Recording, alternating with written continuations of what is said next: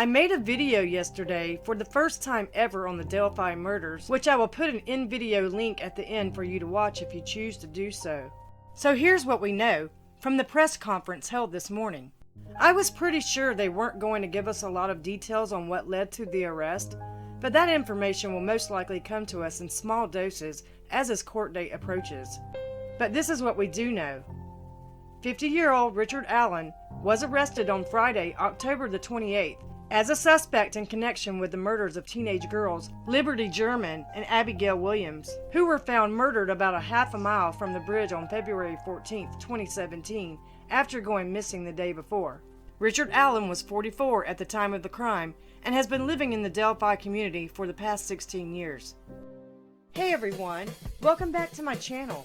If you're a first-time viewer, I'm happy you found me. Be sure to subscribe, like, comment, share, and click the notifications for new content.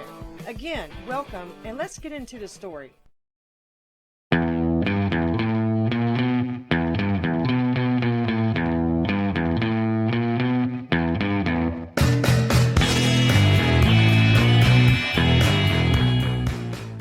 He is being held with no bond. I believe over the weekend, reports said he had a $20 million bond, but now he is being held without bond.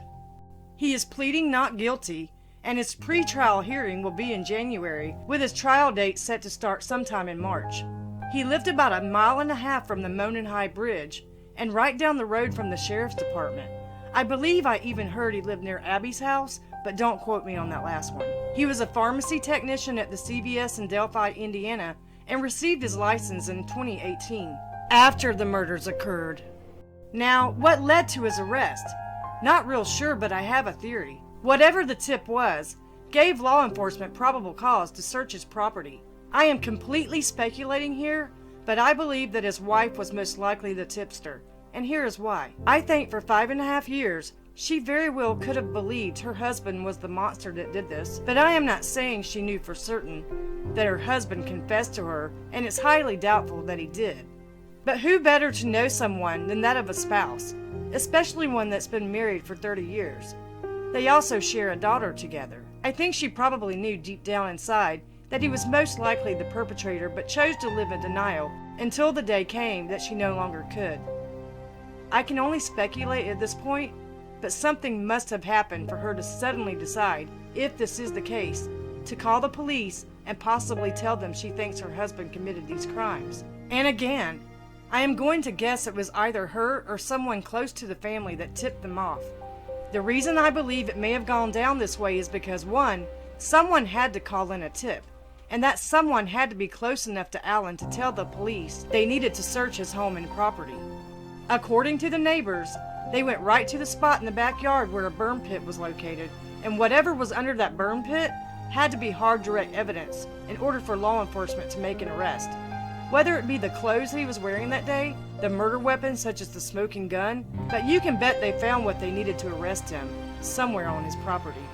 And keep in mind, law enforcement and the prosecutors have been very careful not to arrest any of the other persons of interest involving this case, unless they had strong evidence to secure a conviction. Some people may say, well, 5.5 years is a long time to finally arrest someone, but in my opinion, they have played this right from day one. Some even put off retirement to stay on the case, dedicating and sacrificing their own time and lives just to see this monster brought to justice. In too many scenarios of other murder cases, have police been pressured into arresting someone on mere circumstantial evidence too quickly, only to find out 20 years down the road, an Innocence Project becomes involved and finds a person wrongly convicted in a case, and that person is released from prison as they should be if innocent. But all this does is end up crushing the entire investigation with a great deal of lost time. With all the red tape and time it takes to even get a wrongfully convicted person out of prison, starting from square one years and years later usually never ends up in catching the killer, and the case can become cold forever.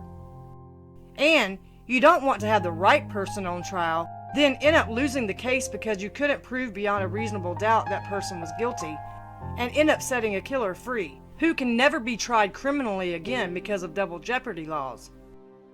So I commend the task force on doing a great job in finally making an arrest.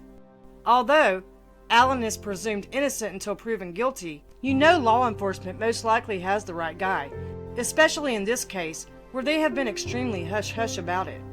I am not sure about every state law, but in most cases, a spouse isn't required to testify against another spouse. And if this is the case, that his own wife tipped off the police, that won't matter anyways. What matters here is that he was most likely arrested for whatever they found in his yard, and that is what has tied him to this case and what will most likely get him convicted. So what are your thoughts on this new development and arrest? Let me know by leaving your comments below.